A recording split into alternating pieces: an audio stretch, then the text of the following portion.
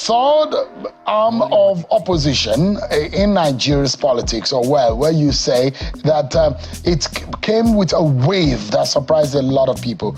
And one of such persons that was in the forefront of pushing the narratives and the message of the political party, and that of Mr. Peter Obi, who was presidential candidate, was Kenneth Okonkwo. And today, the former spokesperson for the Labour Party Presidential Campaign Council has resigned his membership of the party. Mr. Okonkwo was a Labour Party campaign spokesperson in the 2023 election. In his resignation statement, he says the Labour Party has been afflicted by internal and leadership crisis. And tonight, I'm being joined by Mr. Kenneth Okonkwo live here in our Abuja studio. Thank you so much indeed, Mr. Okonkwo, for joining us. Thank you very much. It's my pleasure being here again. And thank you, viewers, for joining in. Does anarchy looms this time around in Labour Party? It's not looming. It has arrived. In Labour Party? Absolutely. Like I've always said, anarchy is the absence of authority or non-recognition of authority.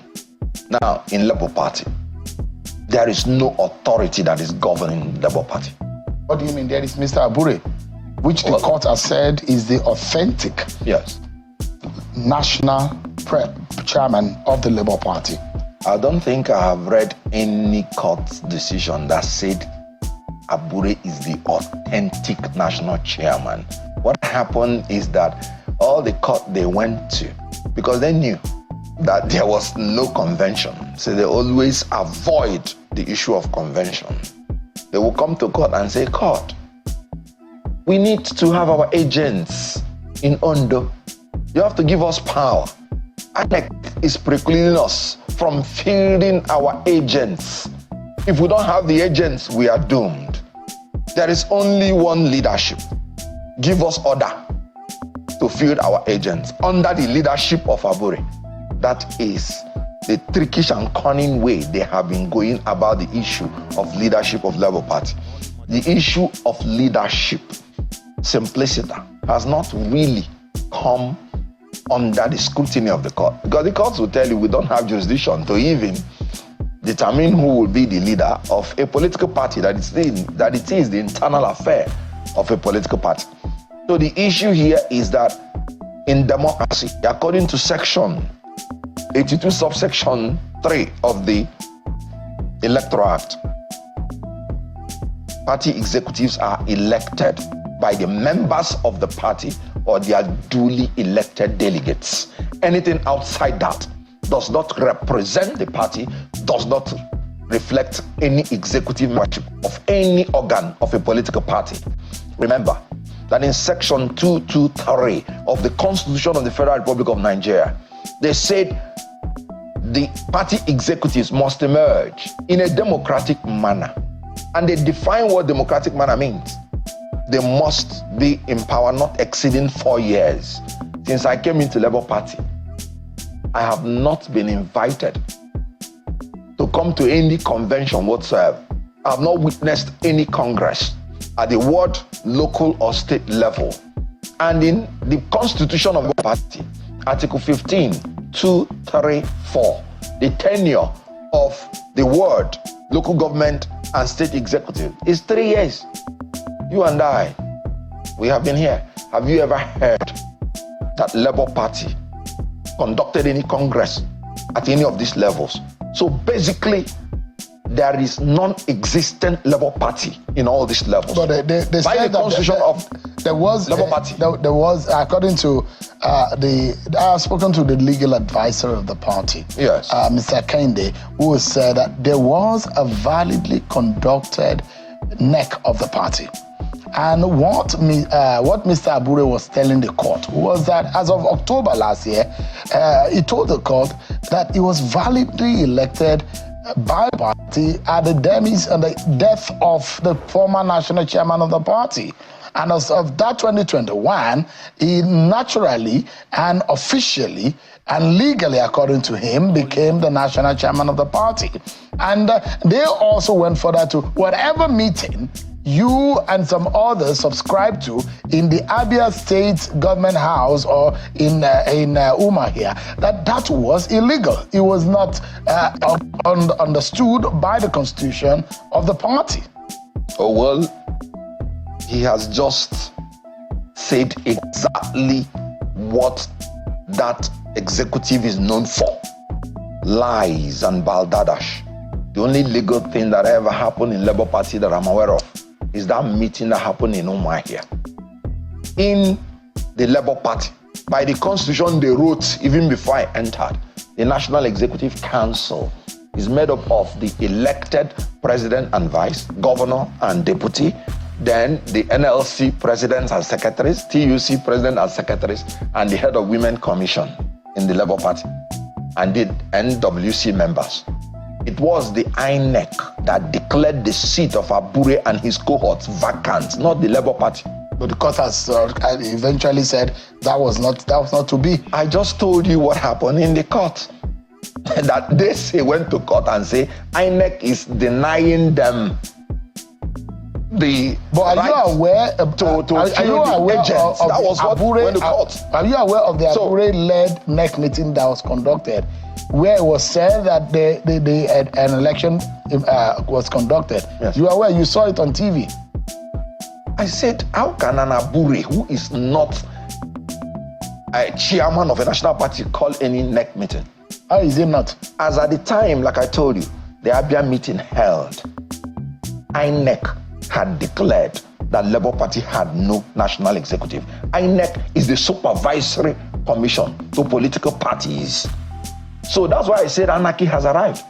Because if INEC will tell you that this party has no executives and give the stakeholders the opportunity to fill up the gap pending convention. On what structure is that meeting? What structure? I just told you that in our constitution, that the governor, the deputy elected are members of NEC, and the president of NLC and TUC and the secretaries are members of NEC. So in the absence of NWC, these are the only legitimately recognized NEC members.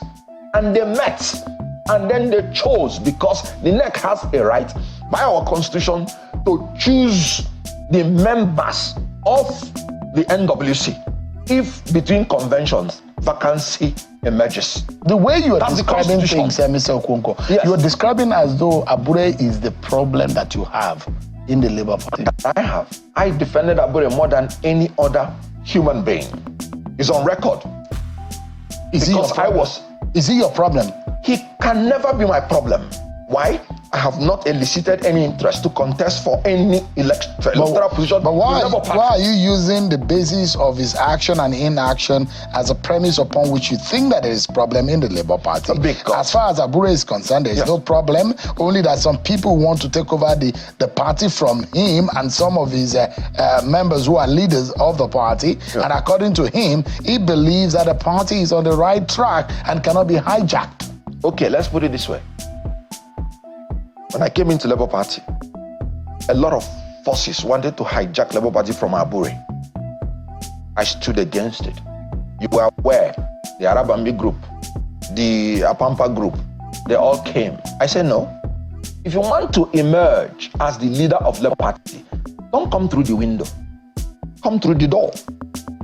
I said, and I remember I told Arabambi this personally. I said, I have no personal interest in Abure, because he showed me the criminal things that Abure did. He showed it to me personally. I said, look, if you want to punish Abure, if you're a lawyer, you will know that you will go through the criminal procedure, not the civil procedure. That if you go through the civil procedure, you just want to use Abure's alleged criminality to hijack Labour Party. That I am defending the institution of Labour Party, not the person of Abure. That if you go through the criminal procedure, I have no business with that. Now, I was believing that Abure, with all this baggage, that when it comes to the convention time, he will respectfully step down on his own and then cede that national chairman to the North. Were you invited to the next meeting? No, I wasn't. Did you hear about the NEC meeting? Yes, I'm aware. Was Peter Obi invited to the NEC meeting? I wouldn't know. Was the governor of Abia State invited to the NEC meeting? He doesn't need to be invited. He's a member. But was it there? He is the head. But was it there? I said he's a member and he's the head. So he's the one who ought to invite others. So that's the point I'm making. Yes. If Mr. Abure said there was a NEC meeting. Abure cannot call a NEC meeting. If we were in a place where rule of law... According to the constitution of the Labour Party, yes, the NEC meeting, as agreed by stakeholders and the caucus of the party, agree on a date, and it could be convened by the leadership of the party, which is the NWC. No, NWC was non-existent when that meeting held by the authority of INEC, and there was no court decision then. So it behoves on the governor of Abia State, Alex Oti, absolutely, to assume naturally the leadership of the party. Absolutely. As an elected official of the party, the only governor of the Labour Party. Do you think Abure is a problem of Labour Party? He is. And until he leaves, the party cannot be He's healed. gone. But the court system, he exists. That is why the party is going. Because the court has no power to dictate any leadership to any people. Now that you are jumping ship, Mr. Okonkwo, so you are giving up on the Labour Party. First of all, I am not jumping any ship. I am simply escaping from a sinking ship. Yeah, you have jumped out of the ship anyway. No. That's a matter of jumping. I am saved. Either you are jumping from out a ship or jumping. that is sinking. That's a different thing. So if the ship was sinking, you are jumping out of it. That's what I'm saying. You know, you're jumping into safety. But let's put it this way. I came into politics for good governance. I didn't come into politics aspiring for any position. You know what Jesus Christ will say? He said, the kings of the Gentiles lord over people, but he that should be the greatest among you shall be your servant. I came to politics to serve because my faith made it upon me, put it upon me, that wherever I am, I should look for the interest of the people, being their servant. Now, when I came into Labour Party, I saw people who have not even tested any fortune in their lives, who is using Labour Party as a tool to enrich themselves. If a man is serious that in 2037 he wants to bring a Southern presidential candidate, how can that same man be coming from the South, angling to be the national chairman of that same party? That would be voodoo politics in Nigerian reality. Because what sunk PDP in the 2023 election was that sentiment that the presidency ought to be zoned to the South. Atiku Abubakar, having taken over the presidency, they pleaded with him, please cede the post of the national chairman to the South. He still refused, and PDP is where it is today. So anybody from Labour Party who is from the South and who is saying he wants to be the national chairman and wants to put a Southern presidential candidate in 2027 is simply dishonest, because he knows that the North cannot accept any party that does not have any northern input, either as the national chairman or the presidential candidate of the party. The South rejected it in PDP. So Abure is not looking for any Labour Party person to be president. He's looking for his pocket, because according to, realities, they are men of their pocket. They are men of, not men of the people. Those are extreme, men of power and of their pocket. Extreme allegations, yes, which you may not be able to solidly find evidence. If you say Abure is a man of his pocket, oh sure, that's an extreme allegation. What is extreme to in the demean or impugn on his integrity? I was just citing people. Arabambi came in and told the whole world that he has a criminal report from the police indicting Abure on certain issues. I saw it myself. Now, the National Treasurer of Labour Party came out openly and said Abure forged her signature to take money. Has Abure sued her? The former National Deputy Chairman of the Labour Party, one Mrs. Lebeke, came out and said Abure forged her signature. Has Abure sued her? So I have the right to tell you that this is a man who is a serial forger of people's signatures because Paul came out openly to say it and he did nothing about it. But should Mr. Abure take you on this legally? Can you defend what you are saying? I said I just quoted sources which are public. But doesn't mean that they are right. Are you taking me on? No, it's a judgment on his person that the court, which should be able to adjudicate whether Mr. Abure is a criminal or not, has not done. First of all, I would so much appreciate him to do that tomorrow. Really? I said, what I'm saying is even a tip of the iceberg. I am an insider. And again, in law, if you cite a newspaper, for instance, there is nothing wrong with that. All I'm saying, I just called names and cited people who made comments. So they are not Kenneth Okonkwo's comments. So the reason why you are against Mr. Abure is not only because you think that there are allegations of criminal nature against him. You are also saying that there might be some external influences and forces using Mr. Abure to destroy the Labour Party. Those are some of the things that you are describing. Is that really so? Now, let's look at it this way. There was an Arab B who said at all costs, Abure must be removed and Abure must go to jail. This was Arababi's stand. I took him on that. The same Arababi is telling you that Abure is the best thing that can happen to the Labour Party. The same set of people who are saying the ticket is no longer reserved for anybody are saying the ticket is reserved for P2B. Are they talking as people who are not being manipulated from outside? You can see it yourself. So there are external forces who are manipulating the Labour Party. There has to be external forces in any association that you belong to. You must anticipate it as given because there must be spies from other parties in your own affair. So Labour Party is infiltrated? Like every other party. It is normal and natural.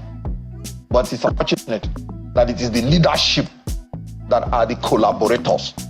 If you, without reason, begin to accept the people who you were sending me to go and confront, Abure was sending me to confront the Arab armies. And then, without reason, you're telling me you accepted them. What reason is that? The reason is because Arab army them wanted to hijack the Labour Party from the back door. Now it is Abure that is trying to hijack the Labour Party from the back door. So they now have a common front because they might now have a common principle.